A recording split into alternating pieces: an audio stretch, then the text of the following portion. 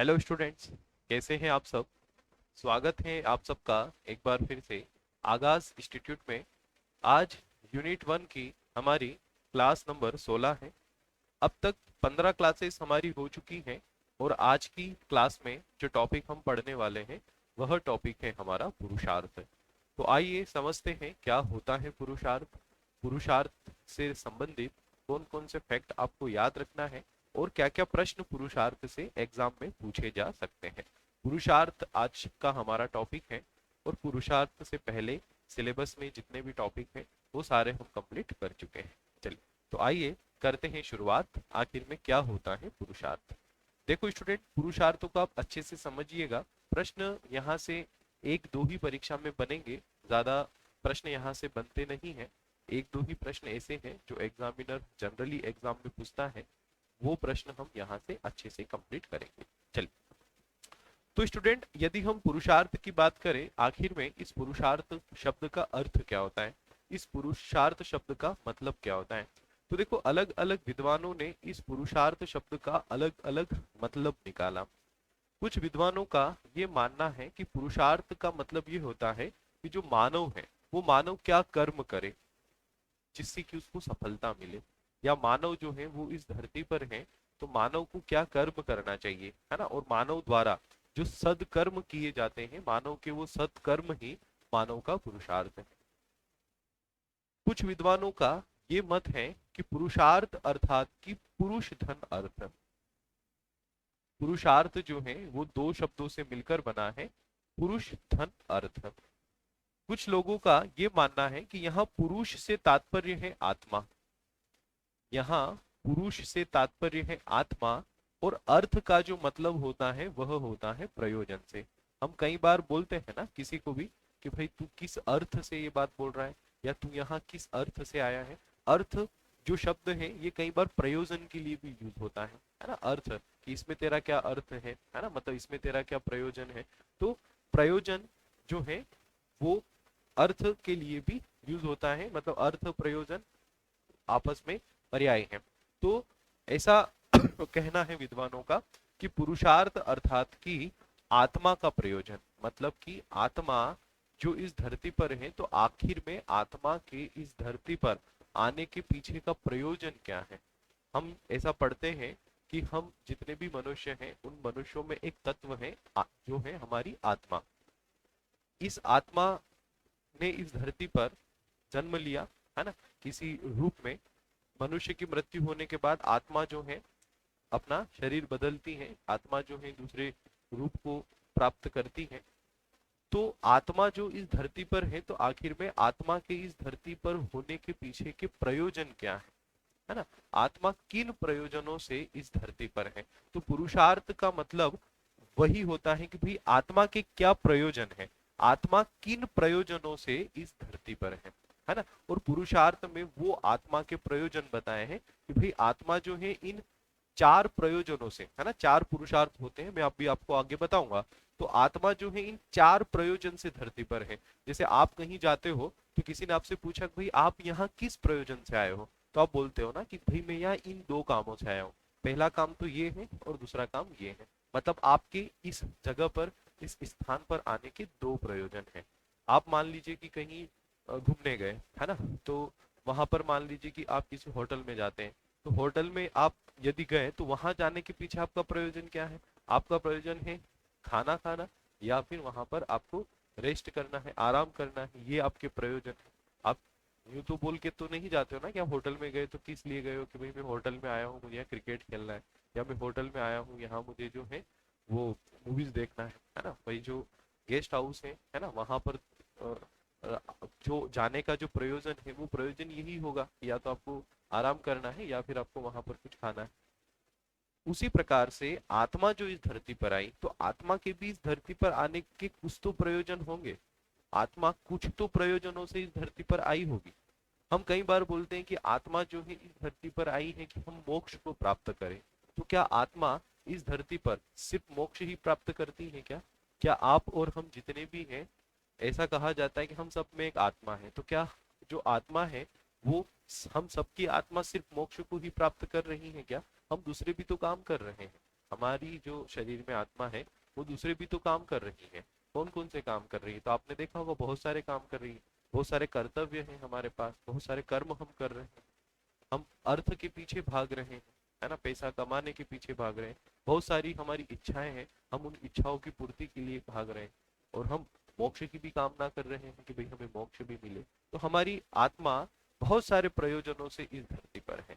तो आत्मा के ये जितने भी प्रयोजन हैं यही पुरुषार्थ है, इन्हें ही पुरुषार्थ कहा जाता है। और वो कितने हैं मैं भी आपको आगे बताऊंगा। पुरुषार्थ के विषय में एक और ये कहा जाता है कि जो पुरुषार्थ अर्थात पुरुष, पुरुष का मतलब वो महिला पुरुष वाला पुरुष नहीं। यहाँ पुरुष का मतलब मानव है ना, जिसमें महिला पुरुष सब आ गए। तो जो मानव है ना, वो मानव, उस मानव में चार बातें जो है वो प्रधान है। ठीक है, मानव जो है, मानव अर्थात कि पुरुष, तो पुरुष जो है उसमें चार बातें प्रधान है। चार बातें कौन कौन सी? आप खुद सोचिए। हमारे शरीर, हम मानव जो है, हम में चार बातें कौन कौन सी प्रधान है? तो हम में चार बातें ये प्रधान है कि भाई हम में बुद्धि है। ठीक है, हम में क्या है? हम में बुद्धि है, हमारे पास एक शरीर है। ठीक है, तीसरा यदि हम बात करें तो हमारे पास मन है। और चौथा हम देखें तो हमारे पास एक आत्मा है। ठीक है, जानवरों के पास बुद्धि नहीं होती है, शरीर होता है, मन होता है, आत्मा होता है, परंतु उनके पास बुद्धि नहीं होती है।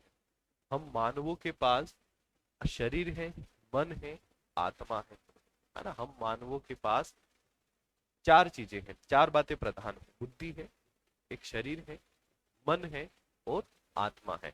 हमारा जो शरीर है वो इन चार प्रधान तत्वों से मिलकर बना है, या ये चार बातें जो है ये प्रधान है हम पुरुष में। अब इन चारों की जो संतुष्टि है ना, जिन जिन प्रयोजनों से ये चारों चीजें संतुष्ट होती हैं वही पुरुषार्थ है। बुद्धि किससे संतुष्ट होती है? हमारी जो बुद्धि है वो किससे संतुष्ट होती है? ये कहा जाता है कि बुद्धि संतुष्ट होती है धर्म से। धर्म का मतलब हिंदू मुस्लिम धर्म, सिख ईसाई धर्म, वो धर्म की बात नहीं हो रही है। यहाँ पर धर्म से मतलब है कर्म से, धर्म से मतलब है कर्तव्यों से। हमारे पास बुद्धि है तभी तो हम कर्म कर रहे हैं, तभी तो हम कर्तव्यों को समझ रहे हैं, है ना। जैसे कि हम मानव हैं, कोई पिता है, तो वो पिता अपने बच्चों के प्रति बहुत सारे कर्तव्य रखता है। खुद भूखा सोता है परंतु अपने बच्चों को भूखा नहीं सोने देता है।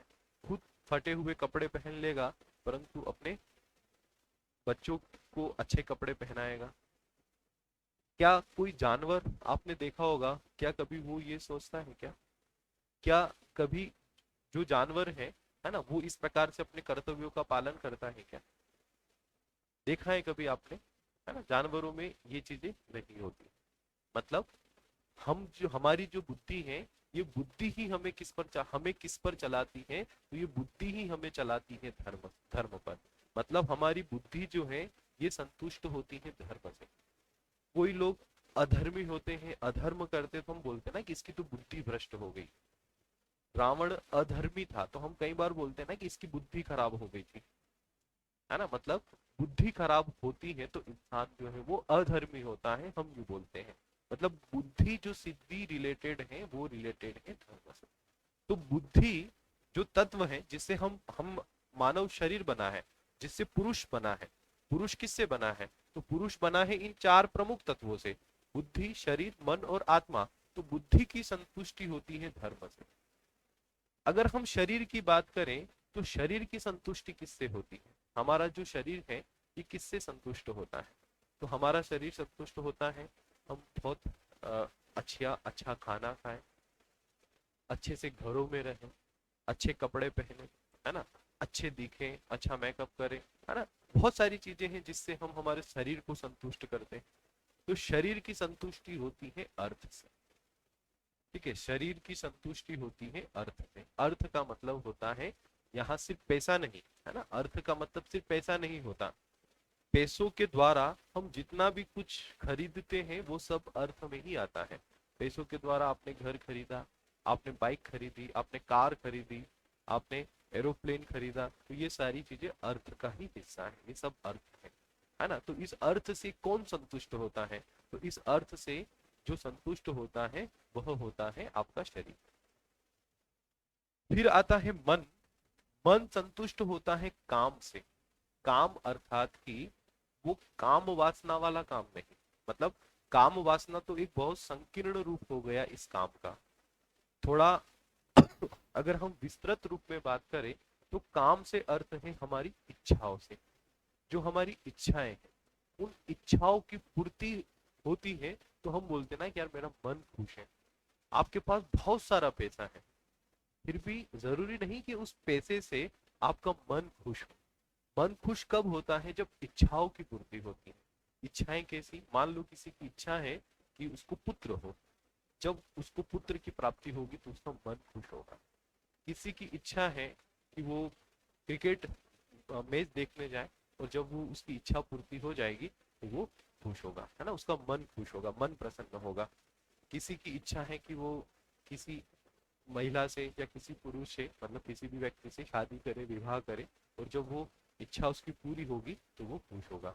मतलब कि जो इच्छाएं हैं, है ना, वो दो प्रकार की होती हैं। एक इच्छा होती है भौतिक, जहां पर हम किसी को, किसी वस्तु को, किसी को हासिल करना चाहते हैं। और एक जो इच्छा होती है वह होती है शारीरिक।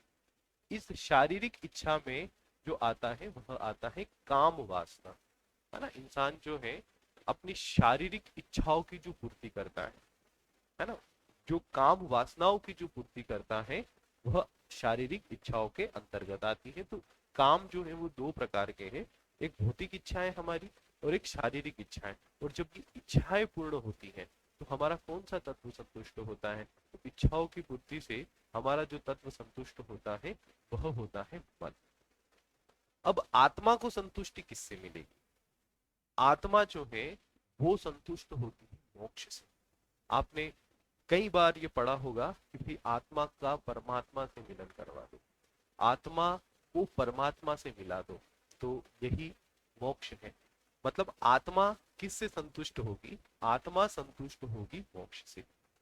और मोक्ष आपको कहाँ सुख देगा? देखो प्रश्न बन सकता है, मोक्ष आपको कहाँ सुख देगा? परलोक में, है ना। मोक्ष की प्राप्ति अर्थात कि आपको, मतलब हम बोलते हैं ना मोक्ष मिल गया मतलब दोबारा जन्म नहीं होगा, या स्वर्ग में चला गया ये इंसान, है ना। तो मोक्ष अर्थात की बात करते हम परलोक की, जबकि ये जो तीनों चीजें होती हैं ये होती है इसी लोक में। मतलब ये जो तीन चीजें हैं ये कहाँ हो रही हैं? ये इसी लोक में हो रही हैं। जबकि मोक्ष बात कर रहा है परलोक, है ना। मोक्ष बात करता है परलोक की, जबकि धर्म अर्थ और काम ये बात करते हैं इहलोक की, अर्थात कि इसी लोक की। ये थोड़ा आप दिमाग में रखेगा।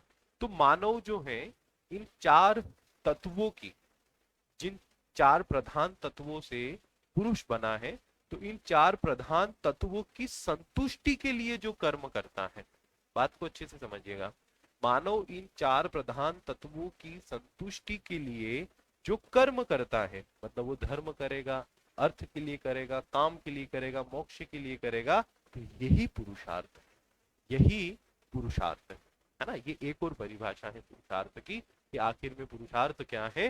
तो मानव के इन चार प्रधान तत्वों की संतुष्टि के लिए मानव जो प्रयत्न करता है, मानव जो प्रयत्न करता है इन चार तत्वों की पूर्ति के लिए, इन चार तत्वों की संतुष्टि के लिए, तो वो प्रयत्न ही मानव का पुरुषार्थ है ना। वो प्रयत्न ही मानव का पुरुषार्थ है।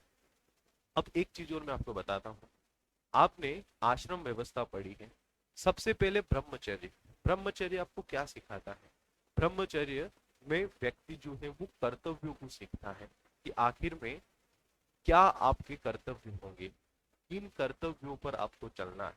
कर्तव्य अर्थात की धर्म, है ना। जब इंसान ब्रह्मचर्य में होता था तो वो धर्म की ही शिक्षा लेता था ना, वहां पर वेद वगैरह पढ़ता था, या जो कुछ भी वो ज्ञान प्राप्त करता था, वो ज्ञान किस लिए प्राप्त करता था? ताकि वो धर्म पर चले।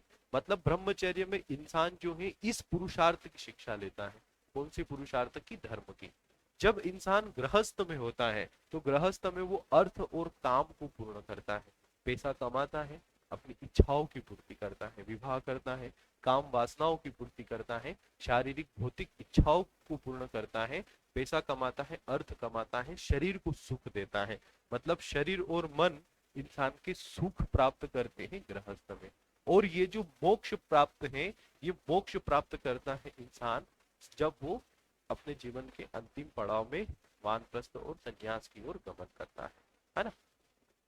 हालांकि आप अर्थ और काम इन दोनों को भी अगर आप धर्म के अनुसार करते हो, मतलब आप धर्म के अनुसार पैसा कमाते हो, आप धर्म के अनुसार काम करते हो, मतलब जो काम पुरुषार्थ है, आप अगर उस काम पुरुषार्थ को यदि आप धर्म के अनुसार कर रहे हो तो भी आप मोक्ष प्राप्त कर लोगे। और ये बात मैंने आपको कल भी बताई थी, है ना, कि गृहस्थ में रहते हुए भी मोक्ष प्राप्त किया जा सकता है। ठीक है, तो अर्थ और काम और धर्म और मोक्ष, है ना, ये चार जो है ये पुरुषार्थ है। और पुरुषार्थ क्या होता है, तो अलग अलग विद्वानों ने इस पुरुषार्थ को अलग अलग तरीकों से समझाया, लेकिन कहीं ना कहीं उन सबका मतलब एक ही हो रहा कि आखिर में जो मानव है, वो मानव जो अपने जीवन भर में जो प्रयत्न करता है, जो काम करता है ना, वही पुरुषार्थ, वही मानव के पुरुषार्थ है। और आप देखिएगा हम इन चारों ही पुरुषार्थ के लिए दिन रात काम कर रहे हैं। आज मैं हूं, आपको पढ़ा रहा हूं, तो मैं क्यों आपको पढ़ा रहा हूं, इन चारों में से ही एक चीज की कोई पूर्ति हो रही होगी। किसकी पूर्ति हो रही है, आप कहेंगे कि सर अर्थ की पूर्ति हो रही है ना। मैं अगर पढ़ा रहा हूं तो उसके पीछे मैं अपना कुछ तो फायदा देख रहा हूँ, चाहे वो पैसों का हो सकता है, चाहे कुछ और हो सकता है फायदा, है ना, लेकिन मैं कुछ फायदा मेरा देख रहा हूँ। ठीक है, आप पढ़ रहे हैं, आप क्यों पढ़ रहे हैं, आप भी तो अपना कुछ फायदा देख रहे हैं। क्या फायदा देख रहे हैं कि आप जब जॉब करेंगे, आप जब नौकरी करेंगे तो आप अ, अधिकारी बनेंगे, तो अधिकारी बनेंगे तो आपके पास पैसा होगा, ऐशो आराम होंगे, आप अपनी इच्छाओं को पूर्ण कर पाएंगे, है ना, आप अपनी भौतिक इच्छाएं पूर्ण कर पाएंगे, आप अर्थ कमा पाएंगे, है ना, आप देश विदेश में घूम पाएंगे। आप भी पढ़ रहे हो इनमें से किसी एक के लिए। जो जो लोग दिन रात तप तपस्याएं कर रहे हैं, जो लोग दुनिया से बिल्कुल अलग कहीं कोने पर जाकर बैठे हैं, वो भी इन चारों ही पुरुषार्थ में से कोई कर्म कर रहे हैं, इन चारों ही पुरुषार्थ में से कोई वो काम कर रहे हैं। कौन सा कर रहे हैं, वो मोक्ष के लिए काम कर रहे हैं, है ना, वो मोक्ष प्राप्ति के लिए दिन रात तप तपस्याएं कर रहे हैं। तो आप इस दुनिया में कहीं पर भी नजर दौड़ा लो, इस दुनिया में व्यक्ति जो पुरुष है वो जितना भी प्रयत्न कर रहा है, वो इन चारों में से ही किन्हीं चीजों के लिए कर रहा है। या तो कोई धर्म के लिए प्रयोजन कर रहा है ना, जैसे कहीं पर वो रास्ते में जा रहा और उसको रास्ते में कोई चिड़िया, घायल चिड़िया दिखी, तो उसने जो है उस चिड़िया को उठाया, पानी वानी पिलाया और उस चिड़िया की थोड़ी सेवा की और उस चिड़िया को वापस से आकाश में उड़ा दिया स्वस्थ करके। मतलब उसने धर्म किया, है ना, मतलब वो ये वाला पुरुषार्थ कर रहा है, मतलब उसका जो पुरुषार्थ है धर्म वाला, वो काम कर रहा है। कोई व्यक्ति पैसे के लिए भाग रहा है ना, हम बोलते हैं ना दुनिया पैसे के लिए दौड़ रही है, तो ये वाला पुरुषार्थ वहां पर है। बहुत सारे लोग अपनी जो इच्छाएं हैं, है ना, चाहे भौतिक इच्छाएं हैं, उन भौतिक इच्छाओं की पूर्ति के लिए कर्म कर रहे हैं। कुछ लोग अपनी शारीरिक इच्छाओं की पूर्ति के लिए कर्म कर रहे हैं, अपनी काम वासनाओं की पूर्ति के लिए वो इधर उधर भटक रहे हैं, अर्थात कि वो इस पुरुषार्थ के लिए काम कर रहे हैं। मतलब आप कहीं पर भी देख लो, आप कहीं पर भी नजर घुमा लो, आप किसी भी इंसान को देख लो, वो कहीं ना कहीं इन्हीं के लिए काम कर रहा होगा, वो कहीं ना कहीं इन्हीं के लिए काम कर रहा होगा, है ना। हम बोलते हैं कि भाई घर में अगर कोई खाना बना रहा है किसी को खिलाने के लिए, है ना, कर्म कर रहा है, खाना बना रहा है, तो वो क्यों खाना बना रहा है, वो भी उसके मन के सुख के लिए बना रहा है ना, कि भाई कोई अगर पिता है वो कमा कर ला रहा है तो उसके बेटे अगर खुश रहेंगे तो वो भी खुश रहेगा। कोई माता अगर खाना बना रही है वो अपने बेटों को दे रही है, तो उसके पीछे भी उसकी इच्छाएं हैं, है ना, कि भाई मेरे बेटे अगर खाना खाएंगे तो उसकी भी जो इच्छा है वो पूर्ण होगी, है ना। तो कहीं ना कहीं हम इच्छाओं की पूर्ति के लिए ही ये सब कर रहे हैं, है ना। तो कहीं ना कहीं यदि हम देखें तो हम इन चारों ही पुरुषार्थ के लिए, मतलब इन चारों ही पुरुषार्थ जो है ये मनुष्य के अ, मानव को जो पुरुष कहा है उस पुरुष के प्रयोजन है ना। और जो व्यक्ति इन्हें सही रूप से कर लेता है है ना, जो व्यक्ति इन्हें सही रूप से कर लेता है या इन पुरुषार्थों की जो सही प्राप्ति कर लेता है वो मोक्ष को प्राप्त करता है ना। इस टाइप से यहाँ पर सारी चीजें जो है विद्वानों ने विस्तार से समझाई है कि आखिर में इन तत्वों की संतुष्टि के लिए मानव क्या क्या प्रयोजन करता है। ठीक है, तो ये आपको याद रखना है कि पुरुष में ये चार बातें प्रधान है और मानव पुरुष जो है इन चारों की संतुष्टि के लिए जो प्रयत्न करता है ना, वो प्रयत्न ही एक्चुअल में यदि हम देखें तो वो पुरुषार्थ है। आगे बात समझ में चले। अब हम इन चारों ही पुरुषार्थ को थोड़ा समझ लेते हैं कि आखिर में चार पुरुषार्थ क्या है। तो देखो स्टूडेंट, इन चारों ही पुरुषार्थ को सम्मिलित रूप से पुरुषार्थ चतुष्टय कहा जाता है ना, याद रखेगा। चारों ही पुरुषार्थ को मिलाकर पुरुषार्थ चतुष्टय बोलते हैं, जबकि इन तीन पुरुषार्थों को त्रिवर्ग बोलते हैं। कभी एग्जामिनर पूछे कि त्रिवर्ग में कौन कौन से पुरुषार्थ आते हैं, तो त्रिवर्ग में ये तीन पुरुषार्थ आते हैं, जबकि पुरुषार्थ चतुष्टय में ये चारों ही पुरुषार्थ आते हैं। देखो तीन क्वेश्चन तो यही मैंने बता दिए, एक थोड़ी देर पहले बताया था और दो ये हो गए। चौथा क्वेश्चन ये बन सकता है ना, कि भाई निम्न में से कौन पुरुषार्थ है ना, ऑप्शन दे देगा वो या फिर ग्रुप दे देगा, धर्म अर्थ काम मोक्ष, धर्म अर्थ कर्म मोक्ष, धर्म अर्थ काम प्रार्थना, है ना। इस टाइप से चार ग्रुप ग्रुप बना कर देगा, तो आपको लगाना है धर्म अर्थ काम मोक्ष। इस टाइप का प्रश्न हो सकता है। ठीक है, अब एक और प्रश्न ये हो सकता है कि कौन से पुरुषार्थ जो है वो इहलोक के लिए है और कौन से पुरुषार्थ परलोक के लिए। मतलब जो हम कर्म कर रहे हैं तो कौन से इन पुरुषार्थों में से कौन से कर्म ऐसे हैं जो हम इस लोक में खुशी प्राप्त करने के लिए कर रहे हैं या इस लोक में सुख प्राप्त करने के लिए कर रहे हैं।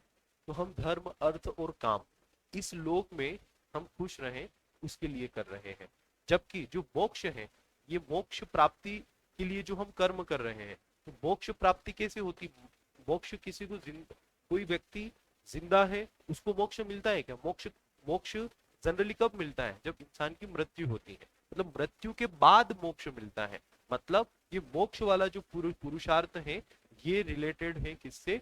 परलोक से, है ना। ये रिलेटेड है किससे? परलोक से। तो अगर एग्जामिनर प्रश्न करें कि कौन सा पुरुषार्थ परलोक के लिए किया जाता है तो वो किया जाता है मोक्ष पुरुषार्थ। और कौन से पुरुषार्थ इहलोक के लिए है, मतलब इसी लोक में सुख प्राप्ति के लिए है, तो वो है धर्म अर्थ और काम। ये वो पुरुषार्थ है जो इसी लोक में, है ना, इसी लोक में सुख प्राप्ति के लिए है।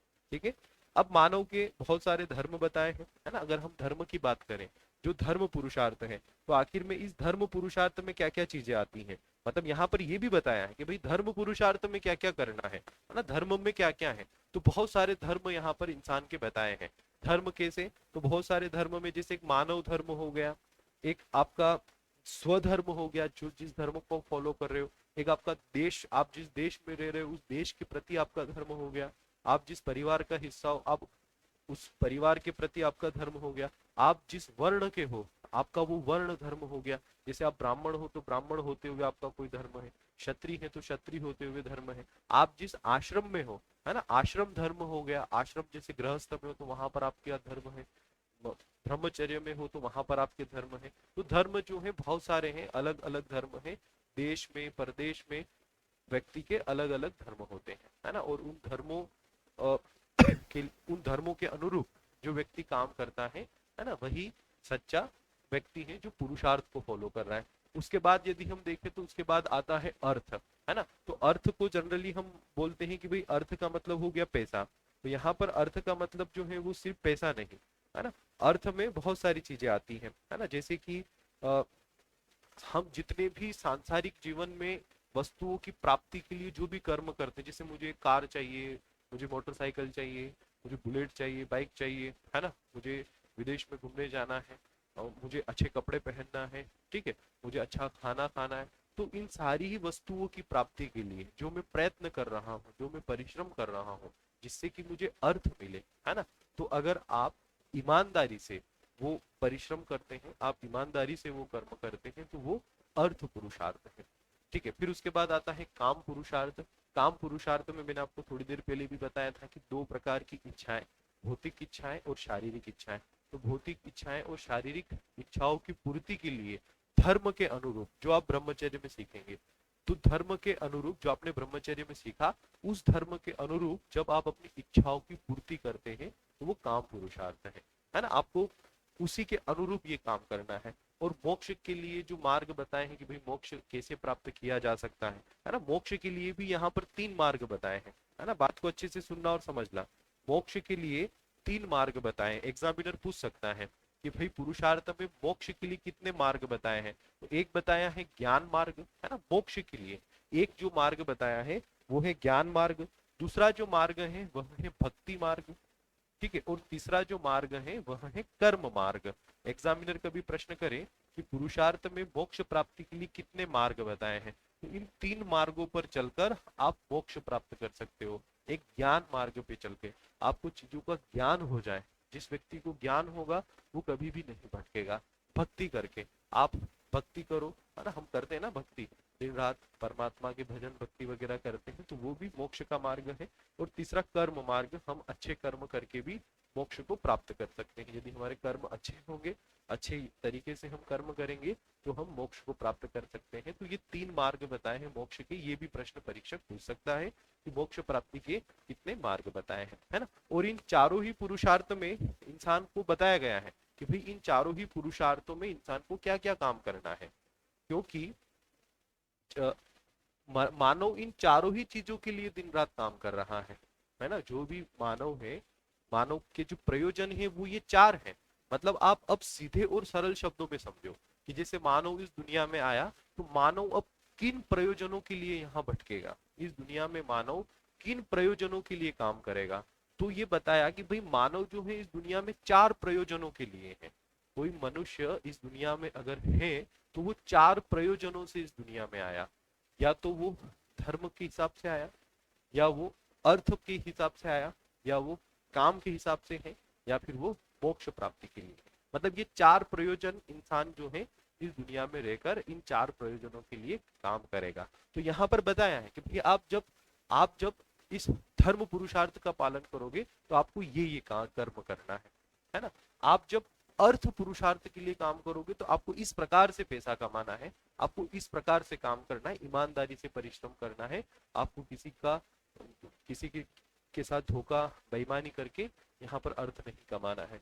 काम में भी चीजें बताएंगी, आप अपने शारीरिक इच्छाओं की पूर्ति इस प्रकार से करेंगे, आप अपनी भौतिक इच्छाओं की पूर्ति इस प्रकार से करेंगे। यहाँ पर भी बहुत सारी चीजें बताई हैं कि भाई जिस पर आपका अधिकार है आप उसके प्रति ही मन में इच्छाओं को प्रकट करें, है ना।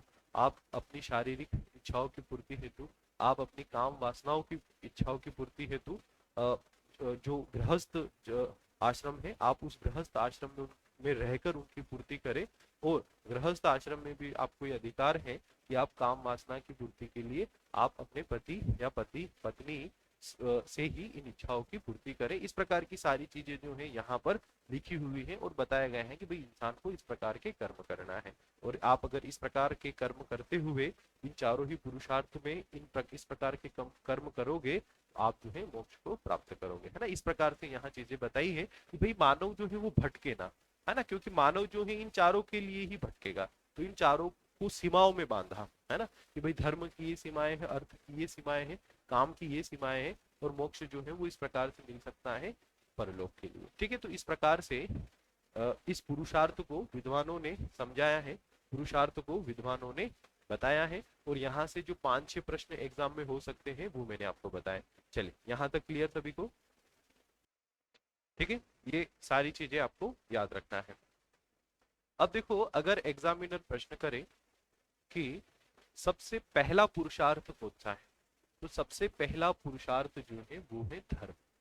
ठीक है, सबसे पहला पुरुषार्थ जो है वह है धर्म। अगर एग्जामिनर प्रश्न करे कि सबसे प्रमुख पुरुषार्थ कौन सा है ना, मानव का सबसे प्रमुख पुरुषार्थ कौन सा है, तो वह है मोक्ष।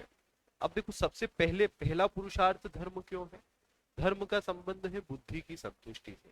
जब इंसान को ज्ञान होगा, जब इंसान को ये पता होगा कि उसका धर्म क्या है, तो ना तो वो अर्थ में गड़बड़ करेगा, ना वो काम में गड़बड़ करेगा।